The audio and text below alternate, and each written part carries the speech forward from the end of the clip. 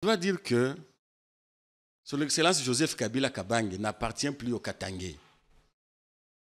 Les Katangais doivent lever ça dans leur tête. Joseph Kabila Kabange n'appartient plus aux Katangais. Il appartient à la nation congolaise, qu'il a servi ardemment de toute sa jeunesse. Et dans lui-même, il n'a jamais pris la peau d'être un Katangais accro. C'est vrai, chacun a ses origines, ce sont ses origines, mais lui s'est toujours considéré comme un nationaliste. Et un nationaliste, on ne peut pas le ramener dans le régionalisme. Et c'est pourquoi, moi, Maître Alain, je m'inscris à fond. Les Katanga, c'est chez lui. J'aurais souhaité. Et c'est là qu'il est beaucoup plus à l'aise. Mais non, il est très à l'aise. Qu'est-ce que vous proposez? Mais quand il a construit Kingakati, il a construit ça au Katanga. Je ne crois pas qu'il ait un grand investissement au Katanga qui dépasse Kingakati. Ça, c'est dans son esprit de nationaliste. Et je ne vois pas, lui, il a s'est rabaissé dans l'esprit régionalisme ou familiarisme. Tous savons quand il a quitté. Colonisme. Tous savons il n'est pas dans ces combats. Vous êtes sans ignorer quand il a quitté Kinshasa, il s'est allé se reposer dans son Kachamata. Après avoir fait combien d'années ici à Kinshasa? Après, il a quitté au pouvoir en 2019. Il est resté ici tout 2019, 2020, 2021, 2022.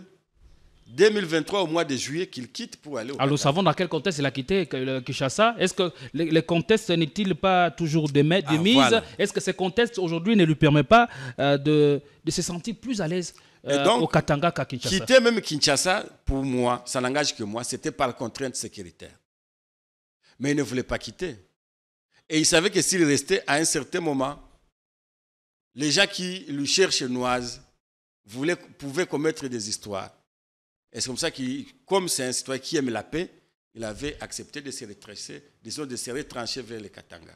Est-ce qu'aujourd'hui... Au Katanga, il n'a pas traîné. Il n'a fait que quelques mois, il est parti pour finir sa thèse en Afrique du Sud. Est-ce que son retour sera sécurisé? Et donc, moi, je m'inscris on a réuni toutes les conditions pour son retour? Je veux d'abord souhaiter qu'il vienne, qu'il descende par Kinshasa. Après Kinshasa, qu'il aille au Katanga. Et après le Katanga chez lui, qu'il vienne chez moi au Kivu. Ndenali Puta, na wax de Maman Moseka, Netoko Maka légende, na 3.5, 4.5, to 5.5 $, signature Yalibela et Tikali, inoubliable, avec le wax de Maman Moseka. Hey, na imprimerie Muzuri, Tobuki va prendre un dengue à Kafu Kafu. Poche biso, qualité na moins cher. Imprimez vos bâches na $6 ya pamba. Et Suki Wanate, to zappé na ba service locola. Broderie industrielle, sérigraphie, offset, impression sur drapeau, tasse, polo, képi, roll-up ordinaire et VIP na prix 10 000. Yoka Mwana Mère, Tobuki Peba Extend na $29 ya Pambae. Alors, profitez de notre promotion pour bénéficier de moins 15% sur toutes vos impressions. Retrouvez-nous facilement sur l'avenue des Syndicats numéro 369, juste derrière la Sophie Bank, sur Flambeau, Kinshasa Gombe, RDC. Pour tout besoin, contactez-nous dès maintenant sur plus 243 98 000 45 15. Imprimerie Muzuri, vous dominez l'impression.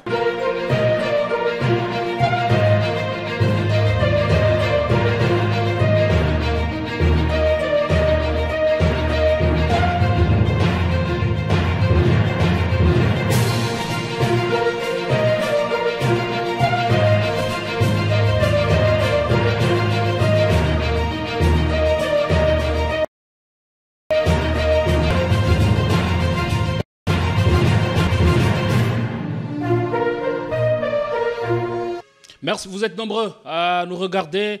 Merci de votre fidélité. Bienvenue sur Politikon, la force du détail. Nous sommes heureux de savoir que vous êtes nombreux à nous retrouver en ce net moment pour une nouvelle aventure sur votre chaîne préférée, Politikon RDC. Bon week-end à toutes et à tous.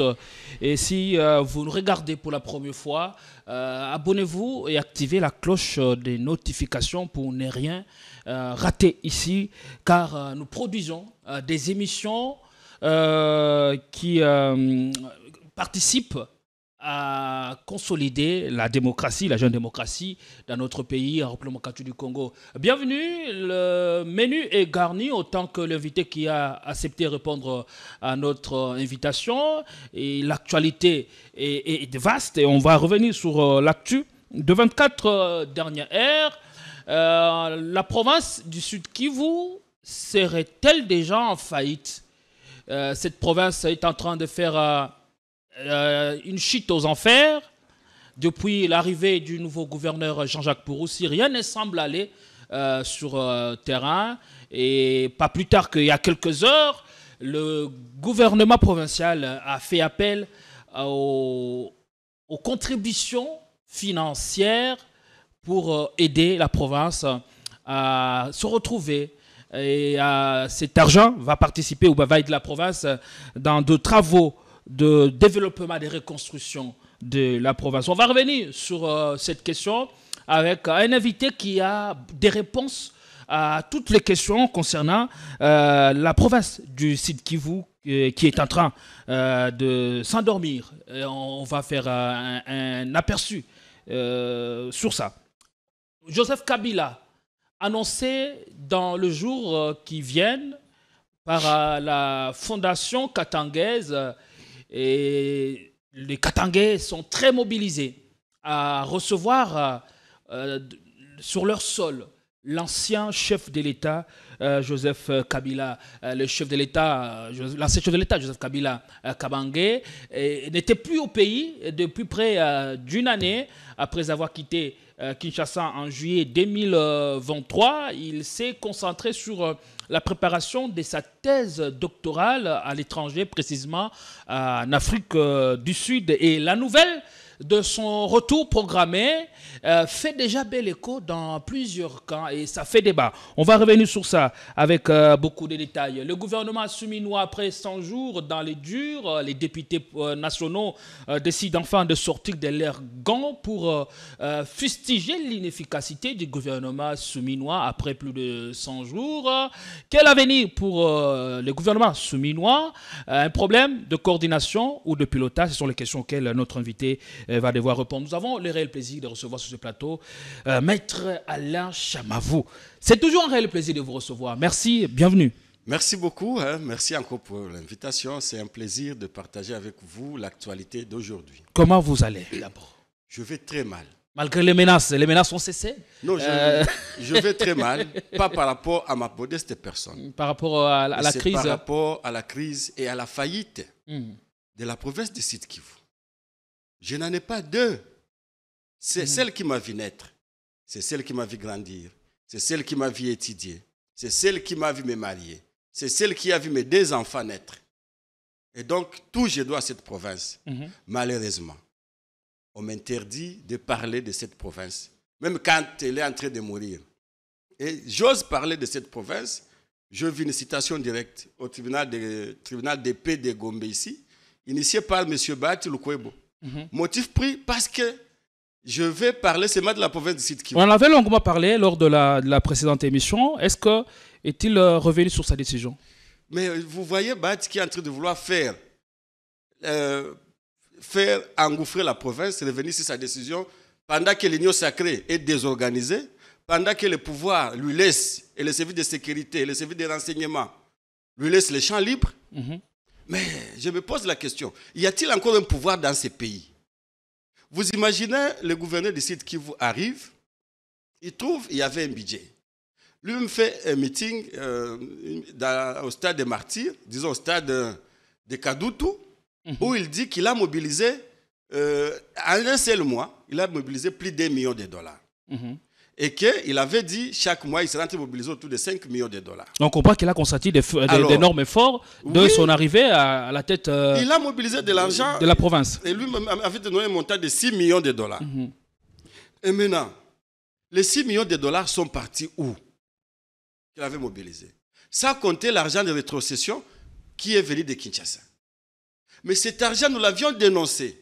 Que quand il est arrivé, il est allé rester dans un hôtel d'une personne connue. Il faut savoir combien il a payé là-bas.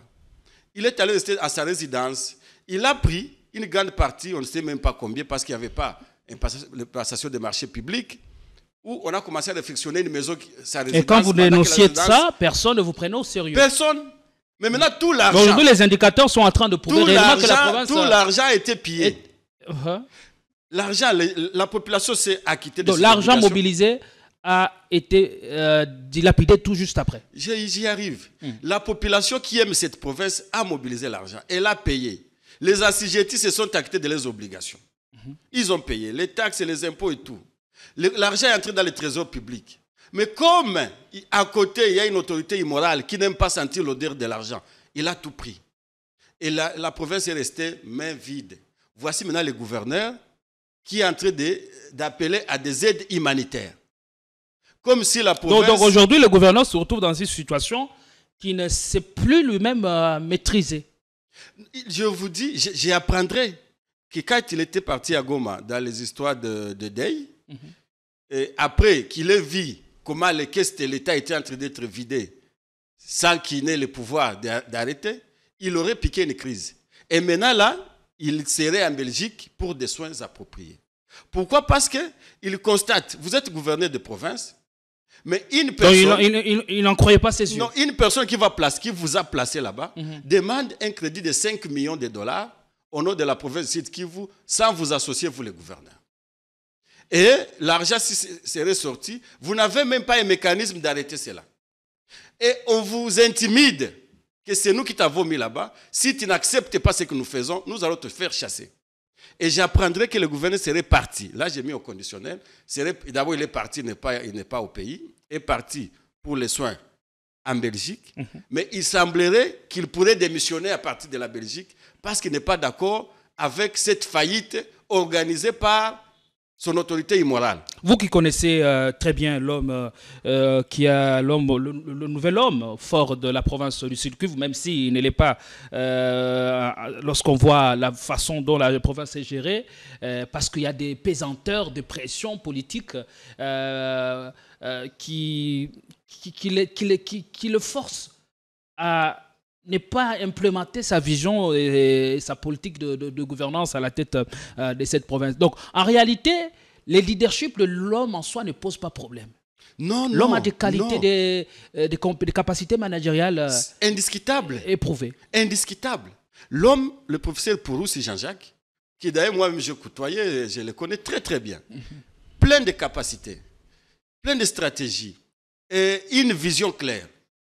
Mais bloqué par son parti politique, bloqué par les gens qu'on lui a recommandés.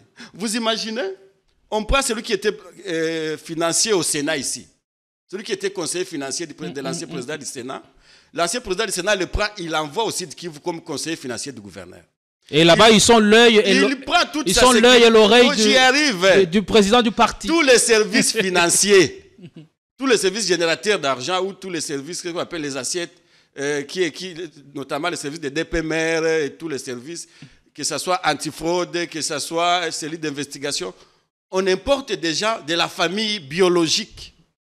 Et tous ces gens-là n'ont qu'une seule mission: les yeux et les oreilles de la personne qui les a envoyés. En réalité, le gouverneur de la province de Sud-Kivu, ce n'est pas Jean-Jacques Pouroussi. Le vrai gouverneur est ici. Quand j'avais dit que l'argent du Sud-Kivu n'allait pas au Sud-Kivu, l'argent ici de rétrocession, les gens ne m'ont pas crié. Et pour étouffer ça, on nous a fait une citation directe à laquelle nous irons nous défendre. C'est ceux qui là, ils ont de l'argent, ils vont donner au juge, mais nous allons affronter cette justice-là. Mais on nous interdit de parler de notre province. Et à quand votre sit-in devant le palais ou la cité de l'OUA? Non, j'avais appris que le président de la République n'était pas ici. Et je suis en train de m'organiser pour le faire. Et je crois qu'à la première audience, où la société civile du Sud-Kivu viendra ici parce qu'il m'emboîte les pas et il n'est pas d'accord avec la faillite de la province, tous les leaders et jeunes ressortissants du Sud-Kivu vivants ici à Kinshasa vont m'accompagner parce qu'ils ont dit on ne peut pas faire taire la voix qui dit la vérité. Et la vérité, elle est là. À un certain moment, on ne croyait pas à moi, on pensait que c'était de l'acharnement. Mais vous avez vu le gouverneur lui-même hier faire un communiqué que non, je n'en peux plus. La province, elle est en faillite, il faut que les gens contribuent. En réalité, ça c'est une concussion. Mais ceci est une première. Une province a plusieurs mécanismes et régies financières, de ressources, de mobilisation de recettes. Oui.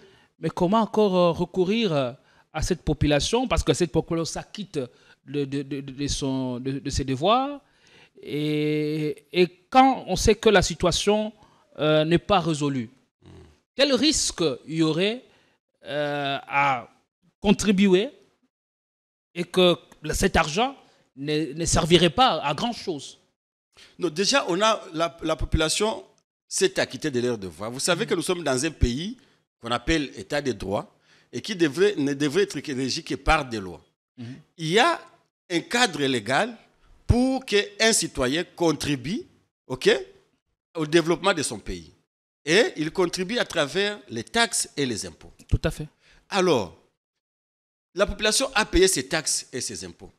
Mais vous revenez encore derrière cette population, parce que cet argent-là a été détourné. Venez encore lui demander de l'argent supplémentaire sans base légale. Et vous savez comment on qualifie cette situation-là en droit pénal? Ça s'appelle la concussion. La concussion, c'est le fait d'une autorité publique de solliciter un indit à un citoyen. Ça signifie, vous venez me demander l'argent, vous êtes un gouverneur, vous êtes, je ne sais pas, un ministre, vous êtes qui? Pendant que je ne devrais pas payer cela et vous le percevez, on doit vous poursuivre pour concussion. Et donc, le gouverneur de province faisant disons, si je ne sais pas si faisant fonction ou faisant intérim du vrai qui est ici à Kinshasa ou couvrant des protocoles de celui qui est ici à Kinshasa, il est en train de s'exposer. Et je crois qu'il a raison de prendre une position de rentrer en Belgique et peut-être de présenter sa démission. Parce qu'il a un carnet d'adresse, c'est un professeur universitaire en Belgique, il a son honneur qu'il doit préserver et il a compris que dans cette situation ici, je ne m'en sortirai pas. Parce que ce sont des diables qui m'ont envoyé ici. C'est-à-dire que la province n'a plus rien comme ressource à ce jour. Il n'y a plus rien. Quand vous recourez aux gens, vous recourez à des aides, vous recourez aux dons, même en nature.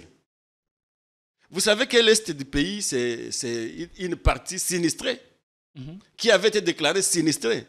Et puis vous savez que la personne là, qui a ponctionné cet argent, le vrai gouverneur de la province, il a même des exonérations au nord Kivu et au sud Kivu.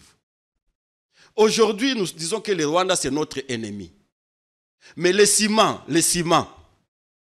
qu'on utilise au nord Kivu, le ciment qu'on utilise au sud Kivu, vient du Rwanda. Et ce ciment-là ne paye pas de taxes. Il n'y a pas de cimenterie au sud Kivu et au nord Kivu? On avait la cimenterie de Katana. Une personne l'a acheté et l'a tué. Là, cette personne-là, elle a commencé à acheter des ciments au Rwanda. Comme c'est une autorité qui était président du Sénat et qui a de l'influence, a obtenu l'exonération. Aujourd'hui, il fait importer les ciments et il a le monopole. Ce sont des milliards de dollars. Donc, les deux provinces, en d'autres termes, dépendent des deux provinces. Dépendent de l'économie rwandaise. Même si c'est la vérité. C'est la vérité. Au-delà des deux provinces, je vous dis que la partie Est, aujourd'hui, en termes de ciment, dépend du Rwanda. Et curieusement, l'État n'y gagne rien. Et si le Rwanda décide de fermer les barrières, eh bien, ici, on sera étouffé. Bon, d'abord, le Rwanda ne fermera pas parce qu'il fait le business. C'est un champ libre, il cherche l'argent. Je ne vois pas Kagame abandonner une opportunité qui lui donne l'argent comme ça.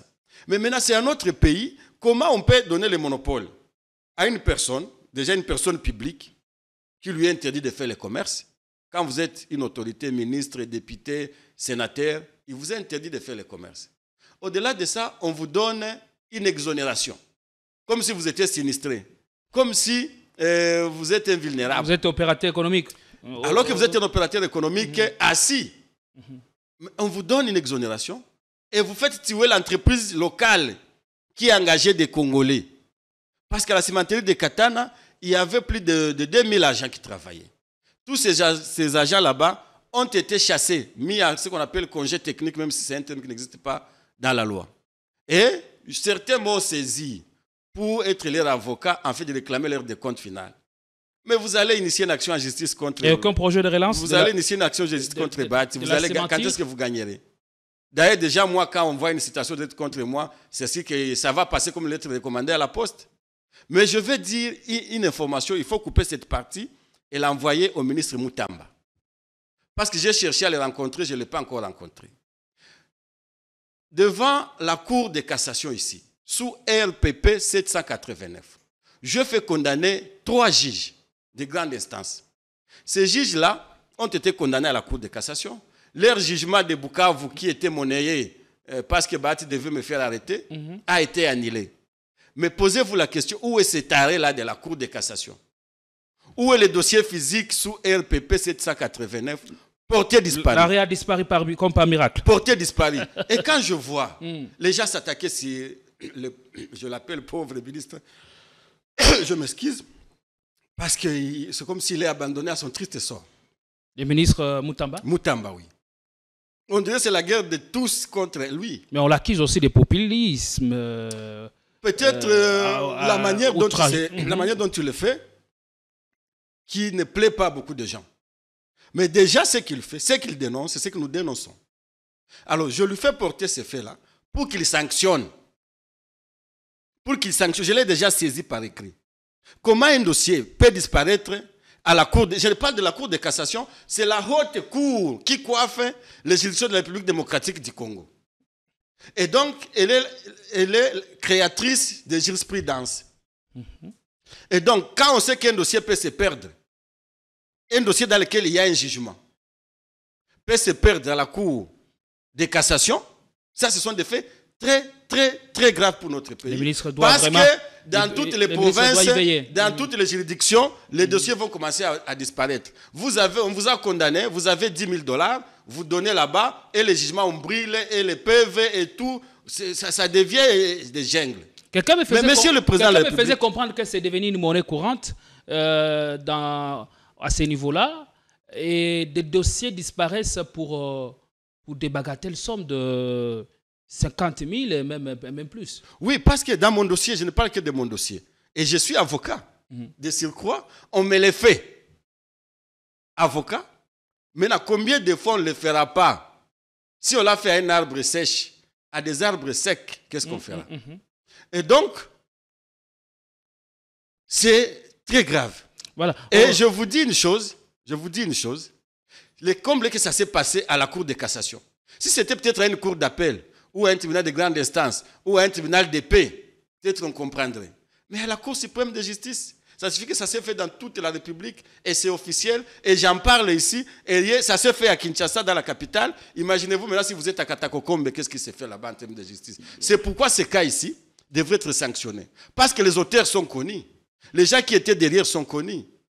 Dans le dossier qui a été perdu, celui qui avait fait la citation directe contre moi s'appelle Sengo Lukwewo, le fils Abati Lukwewo. Et qui a donné l'argent? Les juges ont reçu combien?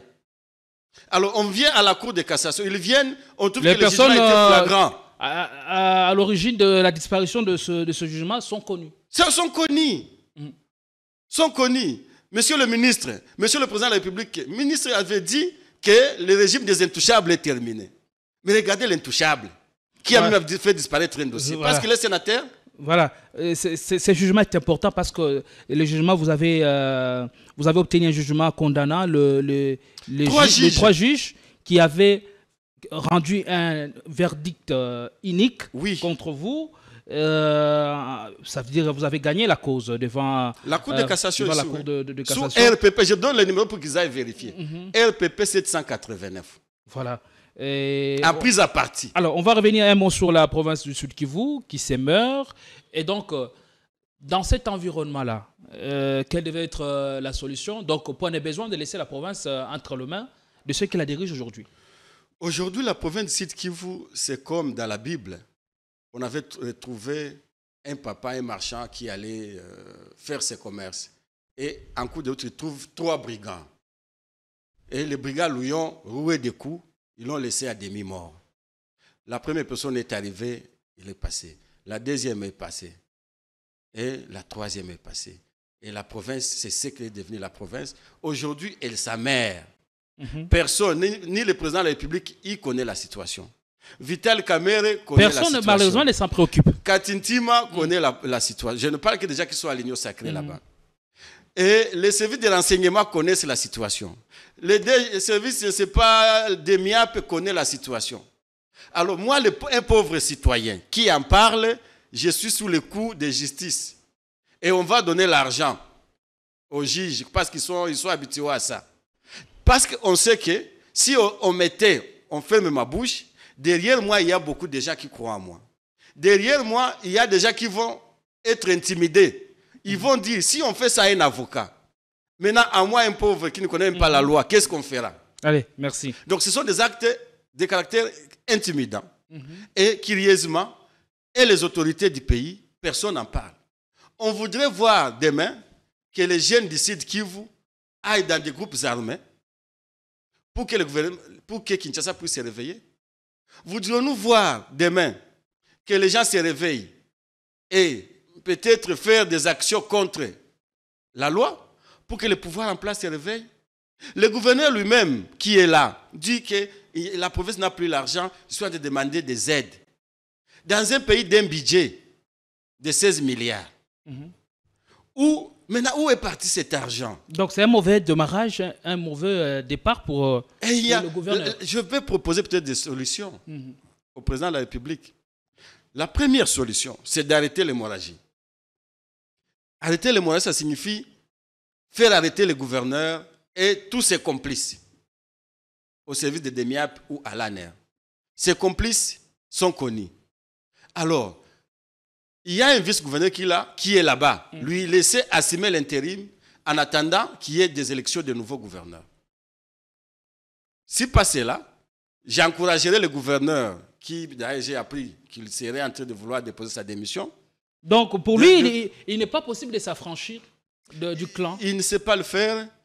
Et il ne sait pas le faire parce que déjà, sa santé mentale, physique ne le permettent pas.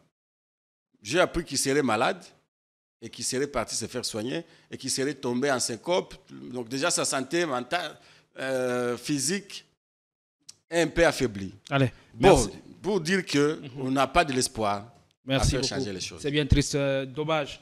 Nous espérons que le Sud Kivusien vont se réveiller pour, en tout cas, prendre la province.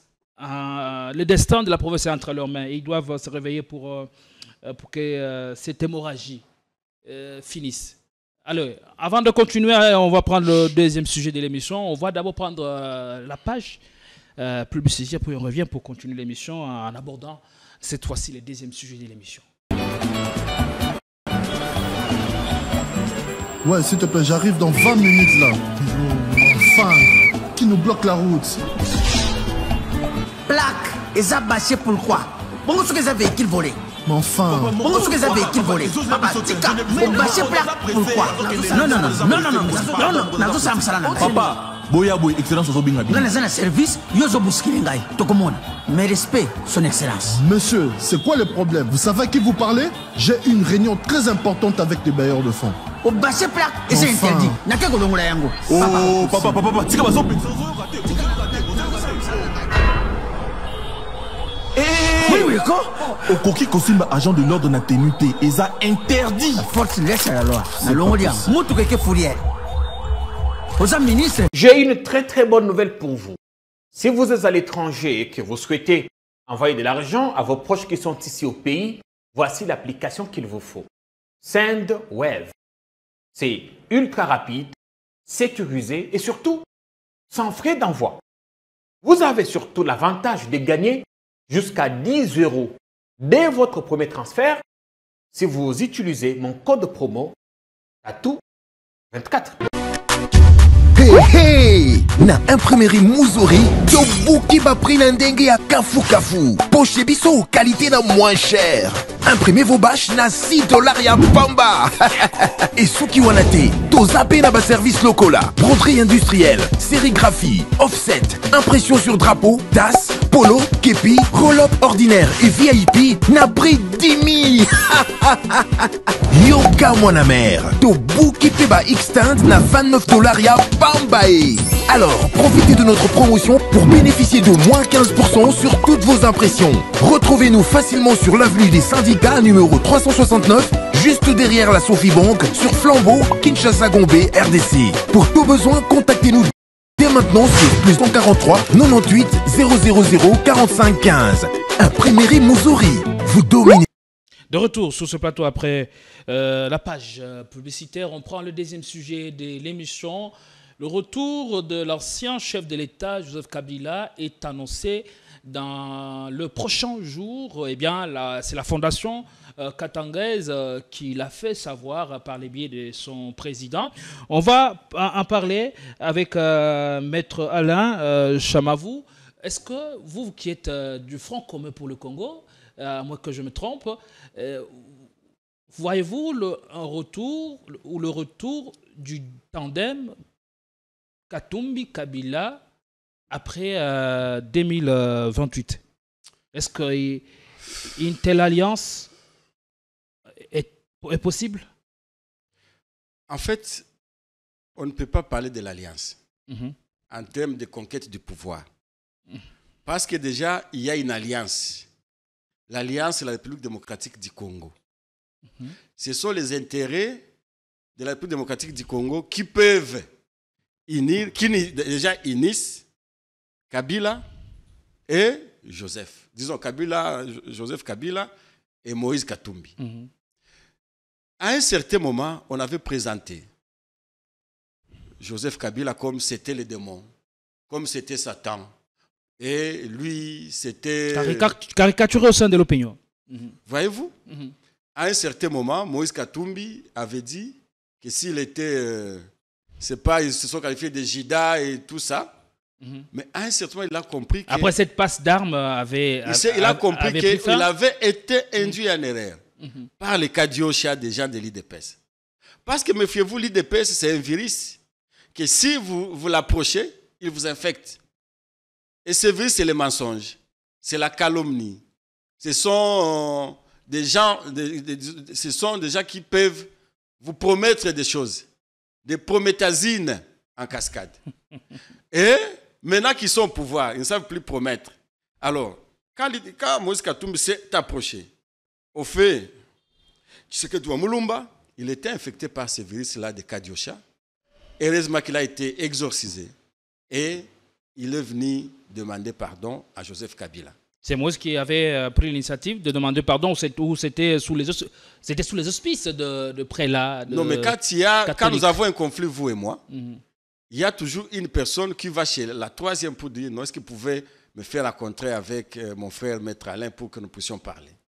Et selon les informations, c'était lui, à travers la jeunesse katangaise, qui était parti chez lui pour le rencontrer et tout. Selon ce que nous avons vu sur les réseaux sociaux, il avait accepté, il est allé chez le prélat. Et comme Kabila, c'est un homme de paix, et cette réconciliation avait quel but?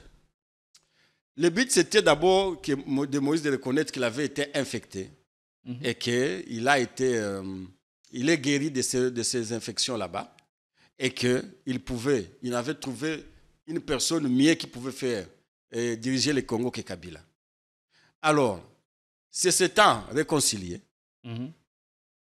Les Katanga aussi avaient besoin d'une cohésion parce qu'à un certain moment, les Katanga étaient divisés. Et vous savez, quand vous êtes divisé contre vous-même, vous perdez. C'est comme ça divisé, et plusieurs langues avancent que si les Katanga a perdu le pouvoir, c'est à cause de toutes les divisions internes. À cause de toutes ces guerres. Ouais. La question, c'est est-ce qu'il y a lieu que cette alliance soit rendue possible pour récupérer le pouvoir? Est-ce que le Katangais serait dans un schéma de récupérer le pouvoir après 2028? C'est de leur droit, mais moi, comme un Kivussien, je rêve que ma province ait aussi un président de la République, surtout que nous ne l'avons jamais eu. Les Katanga en a eu à 2 reprises, les Kasaï en a, l'Équateur en a eu, les Bakongo en ont eu. Il ne reste que les Kivussiens. Il n'y a jamais eu un président de la République qui vient du Nord Kivu, du Sud Kivu, du Maniema. Et ça, c'est une grande partie de la République. Et je crois que comme nous sommes Est-ce dans que vous avez les leaders nous en avons. Qui peuvent nous en avons. Avoir des ambitions à ce niveau? Nous en avons. Déjà, moi, je suis un leader. Et au-delà de moi, il y en a d'autres. Qui, par exemple, vous venez de nous parler des leaders de l'espace Grand Kivu. Aujourd'hui, ils sont quasiment l'ombre d'eux-mêmes. C'est là qu'ils sont à l'Union sacrée, oui. C'est là qu'ils sont à l'Union sacrée, ils sont l'ombre d'eux-mêmes. Mais c'est là qu'ils sont du côté du peuple. Je cite ici le grand professeur Néhémie Moulanya Wilonja. Un homme discret, un homme intelligent. On l'appelle cerveau bleu de la République. Fidèle et loyal à Joseph Kabila. Fidèle et loyal. Qui a été directeur de cabinet de la République démocratique du Congo sans scandale. Un homme effacé de lui. Taisé, mais très stratège. Très stratège. Un homme comme celui-là. Vous allez parler de Kivu sans citer son nom. Dis-moi, maintenant qu'on est sur ces plateaux, quel est l'homme? On a l'impression qu'il est beaucoup plus intéressé à sa carrière de scientifique ou de professeur que la politique. En fait, c'est un homme qui est intelligent, qui est partout et qui sait faire très bien son travail quand il est concentré à ce travail-là. C'est comme ça dans les domaines scientifiques, vous allez le trouver. Il n'est pas professeur des réseaux sociaux comme les Mbata, comme les autres que je ne vais pas citer, et les autres qui se sont fait professeurs à 70 ans, à la vieillesse, parce qu'ils sont allés acheter des diplômes aux États-Unis. Mais lui, c'est un professeur qui a échelonné toutes les étapes de devenir professeur, assistant, chef de travaux, professeur, et qui publie chaque jour. Le récent clin d'œil de Moïse Katumbi à Joseph Kabila, comme pour dire que sous Kabila, le droit de l'homme Kabila avait fait mieux sur la question du droit de l'homme que Tshisekedi aujourd'hui. Est-ce que c'est pas une façon de faire l'appel du pied? Non, laisse-moi d'abord chiter sur ces points. Allez-y. Parce que l'homme de Néhémie Moulanya, c'est l'homme qui maîtrise la situation sécuritaire de l'Est du pays. Et si vous voyez les enjeux de celui qui va succéder à Tshisekedi, ça doit être un homme qui maîtrise les enjeux sécuritaires de l'Est. Comme professeur, il a publié des ouvrages sur la région des Grands Lacs, les conflits dans la région des Grands Lacs. C'est un spécialiste de cette question-là. Comme directeur de cabinet, il a eu à gérer toutes ces questions-là. Et c'est comme ça que vous avez vu la paix retourner à l'Est quand il était directeur de cabinet. Donc il a l'expérience. Alors, en ce qui concerne la question que vous m'avez posée, de la question des droits de l'homme, c'est que Moïse Katumbi a dit. Mais c'est vrai. C'est vrai. Parce que, imaginez-vous que Moïse Katumbi se comporterait aujourd'hui comme il s'était comporté à l'époque de Kabila. Mais vous pensez qu'il ne va pas aller en prison? S'il a la chance. Mais s'il n'a pas la chance, il va se retrouver comme l'ancien militant ou l'ancien cadre de son parti. Sous Kabila, il a été poussé à l'exil. L'ancien cadre de son parti. Sous Kabila, un député, un ministre que vous connaissez, l'homme du Maniema qui est décédé, qu'on a retrouvé son corps sur la Chéribe Okende. Chéribe Okende. Et donc, avez-vous trouvé dans la ville de Kinshasa, sous Kabila, des gens mourir parce qu'ils étaient appelés au service de Demiap et qu'il n'y ait pas de procès? Et qu'il n'y ait pas, je dis bien, qu'il n'y ait pas de procès. On a connu quelques cas de ces gens. Je parle de cas Tchébéa, par exemple. Oui. Mais les gens ont été condamnés. Ils sont encore en prison, maintenant dont on parle. Mais la famille de biologique de Tchébéa continue à réclamer justice. Mais que justice soit faite. Notre justice... Et que le vrai coupable n'a pas jusqu'à ce jour été retrouvé. Non, ce n'est pas à vous, victime, de choisir le bourreau. Vous comprenez? Ce n'est pas à vous, parce que vous êtes victime, que vous devez dire mon bourreau c'est tel. Pendant que vous n'avez pas été là quand les faits sont commis. L'État congolais a fait des enquêtes. On est retrouvé sur des gens qui avaient communiqué avec lui, qui étaient avec, qui l'ont vu dans ces dernières heures, condamnés par la justice congolaise, condamnés en prison. Parce que seulement vous ne voulez pas... Mais on peut toujours créer un procès avec des personnages fictifs qu'on fait passer pour de coupables alors qu'ils ne le sont pas. Fictif? Ça suffit des personnes qui n'existent pas. C'est ça, personnage fictif. Mais les personnes condamnées existent, elles ne sont pas fictives. Ce sont des personnes qui sont condamnées, ce sont des pères de famille, il y a des colonels. Vous savez, pour être colonel dans l'armée, ça vous demande combien d'années? Et vous voyez un type irresponsable, père de famille, colonel de son État, accepter d'être condamné, être essuyé, son honneur être essuyé parce qu'il protège une personne. Je ne vois pas. Et qu'il fasse tout ce qu'il a fait en termes de recours. Je ne vois pas.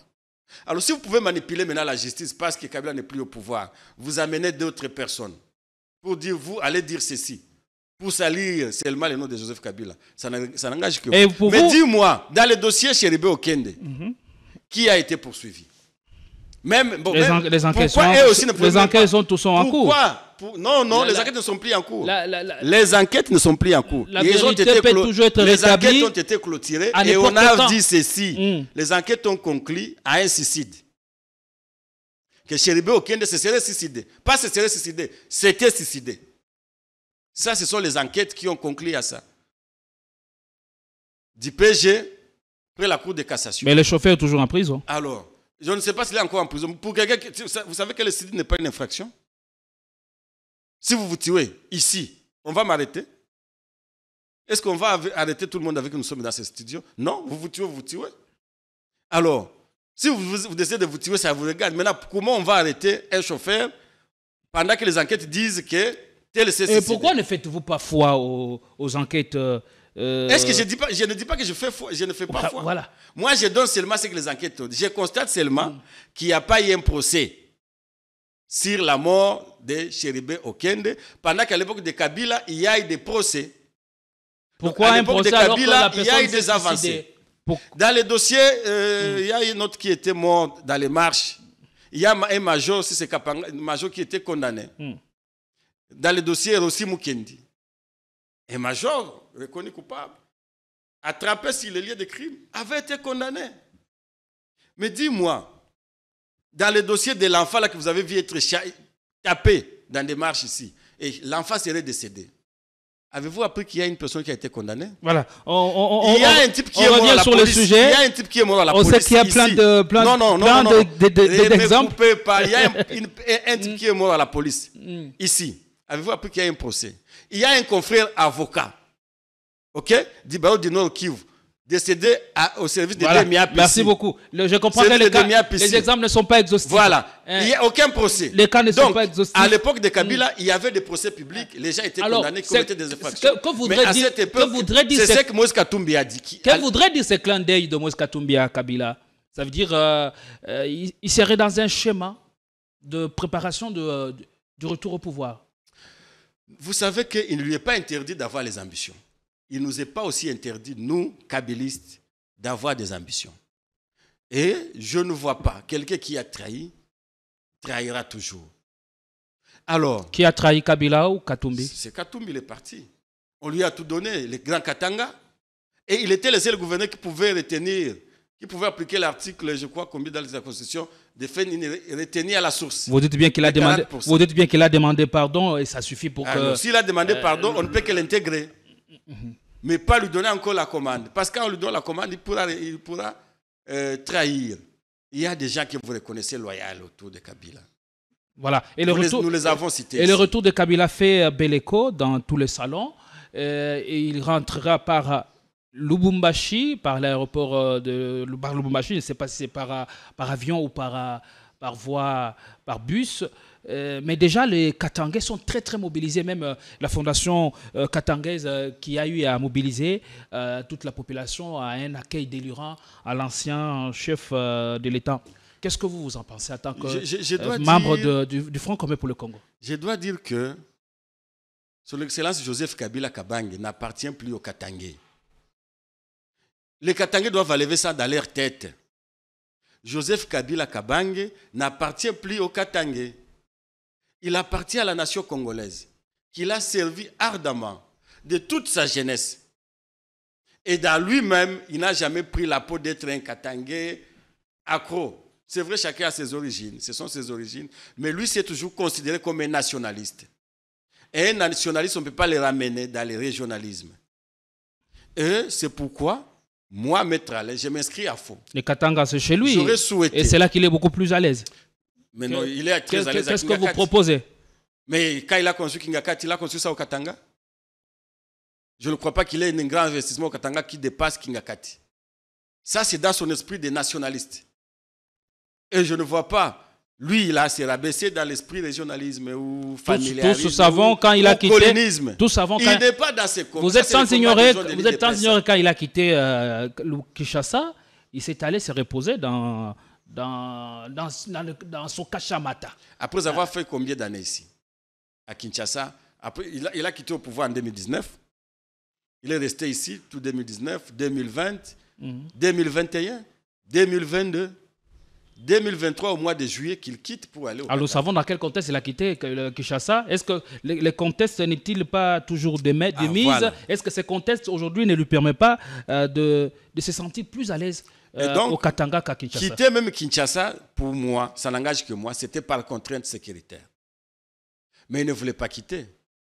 Et il savait que s'il restait à un certain moment, les gens qui lui cherchent noise pouvaient commettre des histoires. Et c'est comme ça que, comme c'est un citoyen qui aime la paix, il avait accepté de se retrancher, disons de se retrancher vers le Katanga. Est-ce qu'aujourd'hui... Au Katanga, il n'a pas traîné. Il n'a fait que quelques mois, il est parti pour finir sa thèse en Afrique du Sud. Est-ce que son retour sera sécurisé? Et donc, moi, je m'inscris on a réuni toutes les conditions pour son retour? Je veux d'abord souhaiter qu'il vienne, qu'il descende par Kinshasa. Après Kinshasa, qu'il aille au Katanga. Et après le Katanga chez lui, qu'il vienne chez moi au Kivu, au Sud Kivu principalement. Et je vais l'accueillir chez moi à Kavumu, à l'aéroport national de Kavumu. Et pourquoi le choix de Kinshasa? Pourquoi le choix de Kinshasa? Parce que c'est le siège des institutions. Et vous savez que Kabila est plus populaire dans toute la République, et plus particulièrement à Kinshasa. Il suffisait de voir, parce que parmi les choses qui ont fait qu'il quitte Kinshasa, il y avait aussi sa popularité qui faisait mal à certaines personnes qui dirigeaient ou qui dirigent le pays. Il suffisait de voir quand il descendait tout petit peu à Tchangou, ce qui devenait Tchangou en un clin d'œil. Pendant qu'il passe, s'il fait descendre seulement les vitres comme ça, tout le monde qui voit Kabila, c'était l'ovationner. Et ça faisait très mal à nos frères qui dirigent le pays, qui se sont laissés dans des détournements. Il fallait seulement suivre la loi, si la reddition des comptes d'hier à l'Assemblée nationale, peut-être on va en parler, pour comprendre que 55% du budget de la RDC a été détourné. 55% du budget de l'État a été détourné. L'argent décaissé par une procédure d'urgence prohibée par toutes les lois de finances. Et voilà, alors, ces gens-là qui ont perdu toute crédibilité, à côté de Joseph Kabila, aimé de sa population, ça ne pouvait que faire mal. Et il rentre dans un contexte un peu tumultueux. Et après tout ce qui s'est raconté sur lui, n'a-t-il pas peur enfin de revenir de gagner le pays et d'affronter toute la pression, d'affronter tout ce qu'il y a comme anathème jeté sur lui, où il est préparé par rapport à ça? Vous savez que les gens n'ont jamais compris qui est Joseph Kabila. Mais moi qui suis né à l'est du pays, dans le territoire de Kabare, où il y avait des balles chaque jour. Le matin, vous voulez aller à l'école, il y a des balles qui crépitent par là. Et parfois, vous êtes à 3, il y a votre collègue qui décède. Nous l'avons compris. Joseph Kabila, déjà, il est né dans les maquis, sous le crépitement des balles comme moi. Il grandit un peu dans les maquis, il va en exil, comme j'ai été en exil. Donc il a un matal d'acier. Il revient au pays, il est dans l'armée. Il combat, il voit ses compagnons d'armes tomber à côté de lui. Quelqu'un avec qui il y est 10 minutes avant, meurt. Celui-là, vous allez l'intimider par dépression? N'a-t-il pas peur de sa peau? Déjà, il appartient à la République. Il a défendu cette République. Il a vu ses collègues mourir au front. Et ça, c'est un autre front qu'il va défier. Qu'il a déjà d'ailleurs défié. Parce qu'il est avec le peuple. Et il n'y a pas une armée très forte plus que le peuple. Et son bouclier, c'est le peuple congolais. C'est l'amour que nous lui portons. Et cet amour-là vous savez que l'amour détruit le mal. Quand quelqu'un vous aime, donne-lui l'amour. Il sera affaibli. Et quel nouveau rôle pourrait jouer l'ancien chef de l'État, Joseph Kabila, dans le contexte qui est le nôtre? Vous savez que nous sommes dans une crise. Le président de la République, je vis le président de la République dire que le pays va mieux, qu'il n'y a pas de crise. Pour lui, le pays n'est pas en crise. Le pays n'est pas en crise. Mais pendant ce temps, c'est lui qui est en train de crier que non, les Rwandais nous agressent, il y a la guerre, il y a. Mais maintenant, c'est une controverse. Et donc, le rôle qu'il va jouer, c'est le rôle qu'il a joué en 2003. Le rôle qu'il a joué en 2003, c'était le rôle de ramener la paix. Kabila est venu pendant qu'il n'y avait plus l'État congolais. Nous sommes encore dans cette situation. Il n'y a plus l'État. On n'a plus de budget. On a un budget de 16 milliards, mais 60% ou 55% détournés. Alors, on n'a plus les institutions. On n'a plus rien qui fonctionne. Et en face, nous avons Joseph Kabila qui doit venir nous rétablir encore dans l'état de droit et relancer le pays. Mais il n'est pas le seul à avoir la solution au problème de Congolais. Non, mais je ne dis pas qu'il est le seul non plus. Il n'est pas le seul, mais il va jouer cette carte-là. Vous savez que même dans l'histoire de Rome, quand Rome était attaquée, parce que je fais les lettres, les belles lettres, on est allé chercher un cultivateur de choux. C'était un ancien général. On nous a dit, parce que Rome c'était la grande puissance avant les États-Unis. La grande puissance mondiale. Et on est allé le chercher, cultivateur de choux. Il est revenu au pouvoir. Il a commandé, il est devenu empereur. Il a commandé, ils ont gagné la guerre.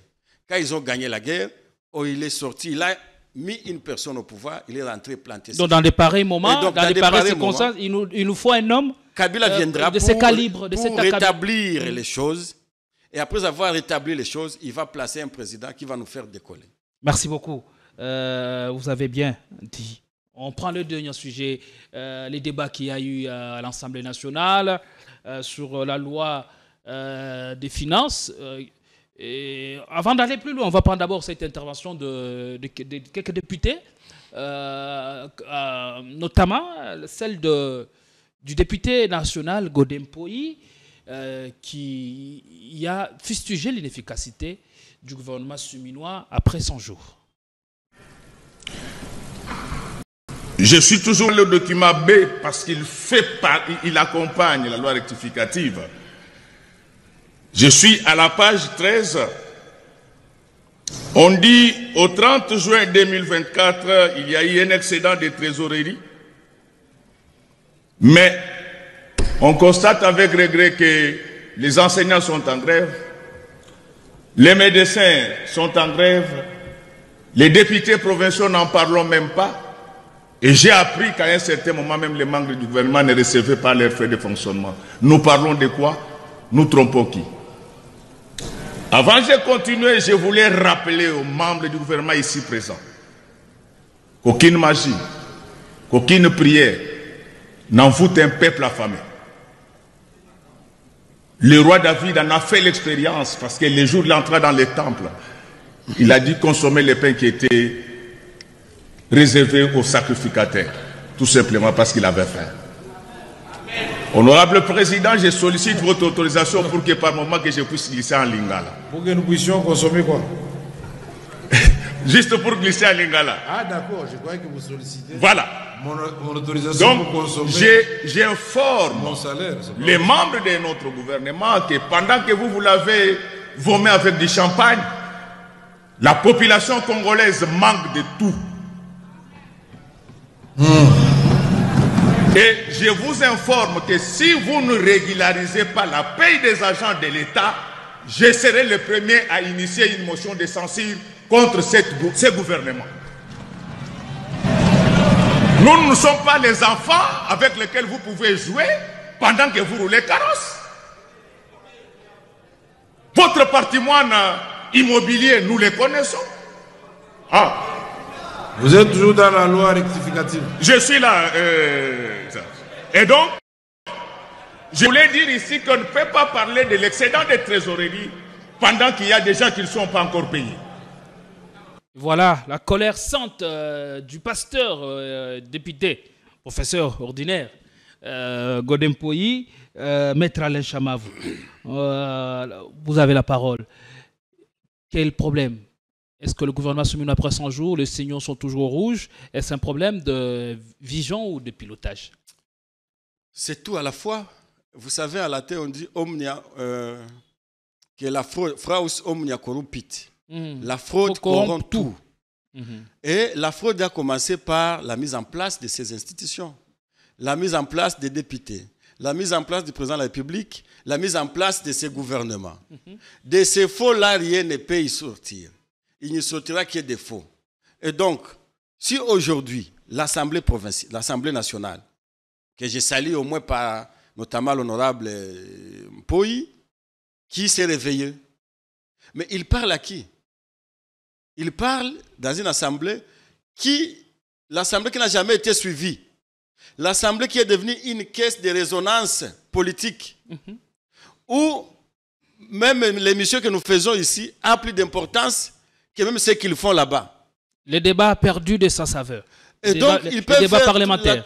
Je salue aussi le président de l'Assemblée nationale, Vital Kamerhe, qui au moins est en train de faire encore revivre un tout petit peu ce climat-là de débat. Parce que ça manquait à un certain moment à l'Assemblée nationale. L'Assemblée nationale était caporalisée. Aujourd'hui, elle est presque lieutenalisée, s'il faut le dire ainsi, alors qu'elle devrait être généralisée ou être générale dans l'armée. Mais aujourd'hui, elle est encore au bas de l'échelle. Mais comme elle était déjà dans une fosse sceptique, elle était au 10e niveau sous-sol. Il n'a pas encore atteint la surface. Il est encore à -3, pendant qu'il doit être au sommet. Vous comprenez? Donc on a renversé, la pyramide a été renversée, et on a pris le gouvernement, on l'a mis au-dessus du Parlement. C'est ce qui a fait qu'en 2023, 55% du budget de l'État soit consacré à paiement des dettes intérieures. J'ai vécu dans cette ville. La dette intérieure qui a permis à certains membres du gouvernement à s'enrichir. Laissez-moi vous en finir. Je vis dans cette ville où il y a eu des commissionnaires de la recherche des dettes publiques. On vous dit que vous n'avez pas une dette publique. Et on cherchait des dettes publiques, pas les moindres. Moi, j'avais un client qui était pilote de Air Zahir, qui a fait condamner. C'est un Rwandais, un Hutu, qui était pilote dans les années 65, 67. C'est un vieillard qui est dans les 90 ans. Il a fait condamner la République démocratique du Congo et la RDC lui devait autour de 450 000 $. Et la dette a été certifiée par les services de certification des dettes publiques. Mais cette dette-là n'avait pas été payée parce qu'on a dit non, ah, ministre, ça colle à combien? Vous peut coller à combien? Donc, il cherchait des dettes publiques à hauteur de millions de dollars. 15 millions, 20 millions, 30 millions, parce que c'est là où le ministre va prendre sa part. Et quel ministre? Le ministre des Finances, Nicolas Kazadi.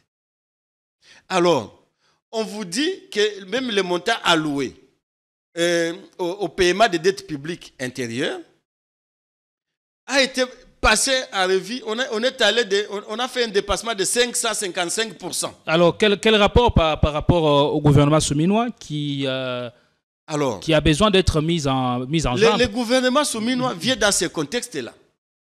Le ministre du budget, mon frère, Aimé Bodji, qui était ministre l'autre fois, et qui a occasionné, qui a autorisé le paiement des dettes sans passer par la formule des finances publiques, qui a été reconduit. Qu'est-ce qu'il va faire? Il va reconduire ces méthodes-là. Le Premier ministre. Alors, répondant à la question, c'est quel problème? C'est un problème de vision ou de pilotage? C'est pourquoi j'ai dit que d'abord vision, parce qu'il n'y a aucune vision. Aucune. Déjà, le premier mandat, c'était pour le peuple d'abord. Avez-vous vu ces peuples au premier plan?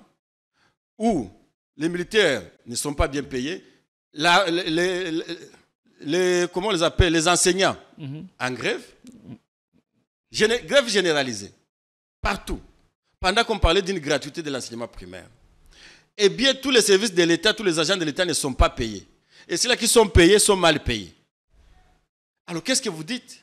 Maintenant, le gouvernement souminois, qui vient dans ce contexte et qui fait la continuité, parce que le problème, c'est la tête. Mais c'est ça la crise dont il est question, malheureusement, qui ne semble pas être vue par le pouvoir. Et c'est ça le problème. Parce que quand vous êtes, ou bien vous n'avez pas une conscience de voir les choses, ou bien vous êtes ensorcelé. Parce que quand tout le monde voit une crise, que rien ne marche, dis-moi les secteurs dans lesquels il n'y a pas aujourd'hui de grogne. Dans la police, dans l'armée, dans l'enseignement, domaine de la santé, les infirmiers, les médecins, les magistrats, ok? Les domaines régaliens de l'État, tous en difficulté. Et même les députés provinciaux qui se N'en plaignent. parlons même pas. Qui sont devenus mais des garçons entre-temps, de on dit bourse qu'on a mobilisé des fonds de recettes pour une première fois. C'est historique. Aujourd'hui, le budget est passé à 18 milliards. C'est quand même énorme. Avec tout ça, Savez-vous que même les provinces... Pourquoi on n'arrive pas à payer les fonctionnaires et les agents de l'État? Ça a été dit même par un député qu'il y avait des provinces qui n'avaient jamais réussi aucune rétrocession. Pendant toute une année. Pendant toute une année, du 1er janvier au 31 Sous décembre. Tshisekedi. Sous Tshisekedi en 2023. Il y avait des provinces, je crois, Lualaba, non pas Lualaba, Mongala ou quelque chose comme ça, 3 ou 4 provinces qui n'avaient même réussi, même un euro. Même $1. Alors, pour dire que le pays, je l'ai dit, il est au sous-sol. Que quelqu'un pour le repêcher pour qu'il soit même au niveau du sol. Mais aujourd'hui, on parle de, après 100 jours, les ministres qui sortent du lot. Il y en a 4. On parle de Doudou Fwamba, le ministre d'État de la Justice, Konsa Tamba, celui de la communication, le porte-parole du gouvernement, Patrick Mouyaya. Et aussi, il y a un 4e. Mais il y en a 4. Est-ce que vous êtes du même avis? Peut-être que ce sont des journalistes qui paient la presse et qui sont cités à la presse chaque jour. Si c'est ça sortir du lot, ça va. Dis-moi, le ministre de la Communication, regardez les images de la RTNC. Ce sont des images qui ne savent pas vous faire de rediffusion. Ce sont des images qui ressemblent, je ne sais pas à quoi, c'est dans les années 1900. C'est cela qui sort. Si c'est cela qui sort du lot, c'est que nous sommes encore toujours dans les sous-sols. Le secteur de justice, où on est en train de voler des dossiers à la Cour de cassation, ici, ça sanctionné. Où on condamne des magistrats et ces magistrats continuent à condamner d'autres personnes. Des personnes déjà condamnées par notre justice, mais continuent à condamner d'autres. Et ces personnes sont connues, on les laisse dans le corps. Pendant que quand vous êtes condamné par une procédure de prise à partie, on doit vous chasser dans la magistrature. Il y a aussi Aimé Boji qui est dans le lot de ce ministre qui performe. Aimé Boji, dont on vient de parler, qui 55% du budget partir en procédure d'urgence. Raison même pour laquelle il a été reconduit, parce que c'est l'un des membres du gouvernement depuis Sama. Peut-être qu'il peut dire qu'il s'agit du ministre des Finances qui a fait ça. Peut-être qu'il peut se dédouaner. Mais au moins, s'il faut parler de lui, je peux l'évaluer pas comme ministre du budget, mais comme un acteur social du Sud Kivu. Oui, il essaie de poser des actes. Aujourd'hui, il est président. Il essaie de poser des actes. D'une équipe de football. Ouais, il essaie de poser des actes au Sud Kivu, des actes caritatifs, des actes sociaux. Il est président d'une équipe, mon équipe, Bukavu Dawa. Peut-être pour ça, je coupe des chapeaux à lui, parce que beaucoup ont l'argent qui n'ont pas pu faire ça. Merci beaucoup. Mais la route qui va chez lui, à Walungu, quand il plaît, elle est impraticable. Lui-même, il y avait des images qui circulaient sur les réseaux sociaux. Il était coincé dans la route de Walungu. La dernière question, quel avenir pour ce gouvernement? Ce gouvernement, vous le voyez tomber d'ici là? Ou d'ici là, on peut assister à un réaménagement ou remaniement? Est-ce que la première ministre est-elle à la hauteur des enjeux? En fait, il est le modèle qu'a voulu le président Tshisekedi. Et c'est pourquoi il ne peut pas tomber. De quel modèle vous parlez? Nivellement vers le bas. Et on ne veut pas d'un homme intelligent. On ne veut pas. Il y avait des critères. S'il y avait des bons critères, peut-être que je serais Premier ministre. Mais comme on a voulu les critères du nivellement vers le bas, je ne la vois pas tomber. Allez, le gouvernement sera là. Après janvier et même après mars. Parce que le président était intransigeant sur cette question. Il avait déjà annoncé le remaniement, mais le fait de l'annoncer déjà, ça mettait les ministres en difficulté. C'est comme ça que tu vois tous les ministres maintenant, ils sont derrière l'argent, un dossier qui produit l'argent, parce qu'ils savent qu'en janvier, moi, bendana. Merci beaucoup. Donc ils n'ont plus la tête au travail, ils ont la tête à la recherche de l'argent et servi. Quand il va avoir un peu d'argent, comment il va s'envoler. Merci beaucoup, Maître Alain Cham, à vous d'être passé chez nous. Merci beaucoup. Bon week-end à vous. C'était un grand plaisir. Merci à toutes et à tous. Merci de nous avoir regardés. Nous vous retrouvons pour d'autres émissions avec le même plaisir. Portez-vous bien.